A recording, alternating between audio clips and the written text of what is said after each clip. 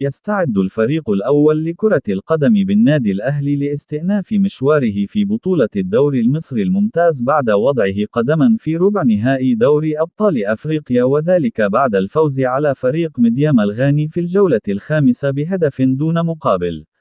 وسيلتقي النادي الأهلي في المباراة القادمة مع فريق بلدية المحلة في المباراة المؤجلة من الجولة الخامسة لبطولة الدوري المصري يوم الثلاثاء القادم 27 فبراير في 7 مساء بتوقيت القاهرة، 8 بتوقيت السعودية وقطر، على استاد القاهرة الدولي، وستذاع المباراة عبر قناة أون تايم سبورت.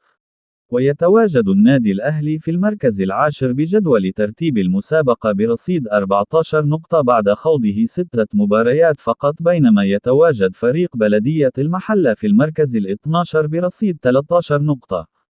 ويتبقى للنادي الأهلي 6 مباريات مؤجلة بعد مباراة بلدية المحلة أمام كل من زد اف سي والزمالك والاتحاد السكندري وفاركو والداخلية وبيراميدز. وستكون مباراة النادي الأهلي وبلدية المحلة القادمة قبل يومين من مباراة الأهلي ويانج أفريكانز التنزاني، والتي ستقام يوم الجمعة المقبل 1 مارس في الجولة السادسة والأخيرة بدور المجموعات بدوري أبطال أفريقيا.